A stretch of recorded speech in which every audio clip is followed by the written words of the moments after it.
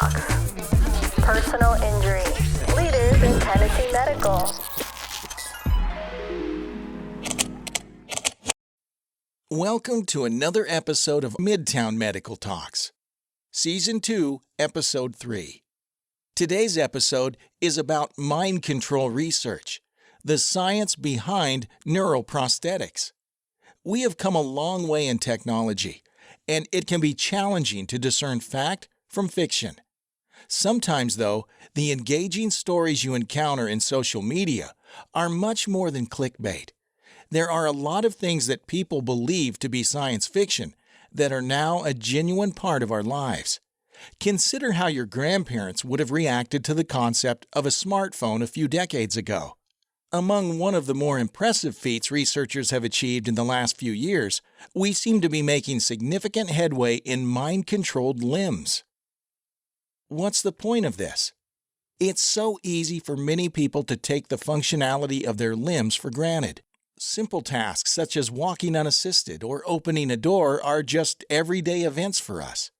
There are millions of individuals all over the world who do not have full use of their limbs. Whether it was due to congenital disabilities, disease, or accident, their inability to use all of their motor control can be extensively limiting. While there have been solutions for centuries, traditional prosthetics are not a perfect substitute for a functioning limb. Although researchers are a little ways away from being able to grow new limbs for transplants, there are several new devices under development that are aimed to improve prosthetic use. One of the more innovative ideas is to create a mind-controlled prosthetic. What do you mean by mind control? When researchers say mind-controlled, they don't mean that they are giving patients superpowers to control their old prosthetics. Instead, they are researching the science behind how our brain works so that users can silently direct them on how to move. Nearly every bodily function, both deliberate and involuntary, happens because of your brain. Your brain communicates with the rest of your body by sending signals through nerve cells around the body. There is a ton of work that goes into even the most basic movements. While these signals aren't something you just see happening with the naked eye, some techniques allow you to record them. Devices can measure the activity of your neurons in the brain.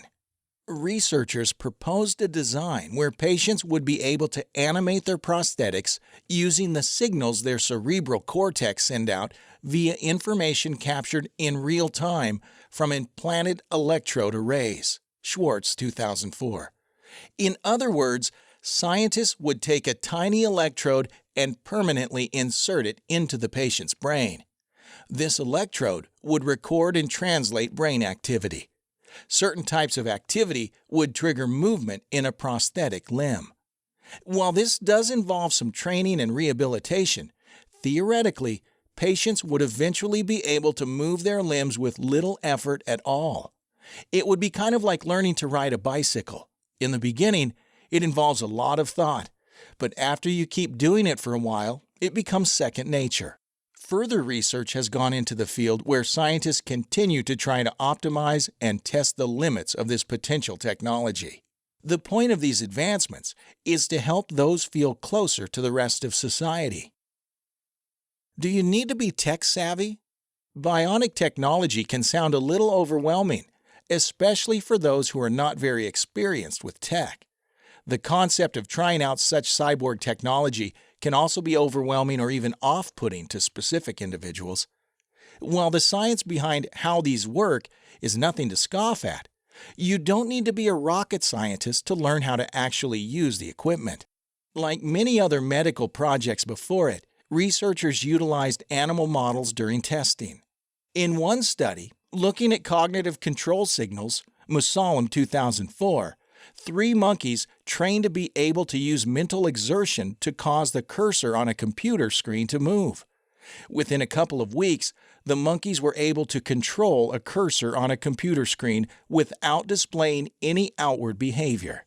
These types of landmark studies demonstrate how promising these neuroprosthetics can be.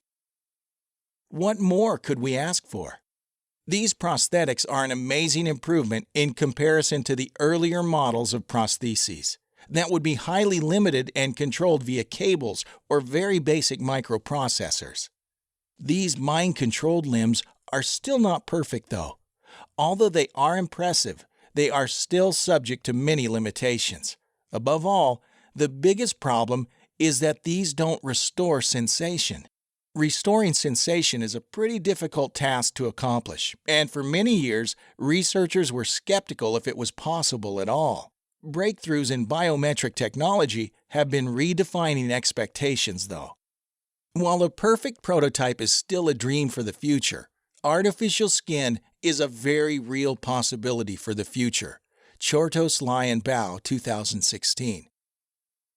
Where can I find these new technologies? Unfortunately, these technologies are incredibly new, and many are still in testing phases.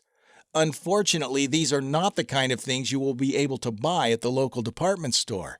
There are sometimes possibilities to participate in research. Keeping up to date with offers coming from local research institutes can help you keep track of what opportunities are available or where you can reach out. As technology advances, access to such tools will become easier and more inexpensive. Hopefully, one day in the near future, these sorts of devices will be available to everyone who wants them. Until then, it is essential to do what you can do to support the scientific community and help facilitate a brighter, more advanced future. Thank you for listening to this episode of Midtown Medical Talks. Catch a new episode every first Thursday of the month at 4 p.m. Eastern.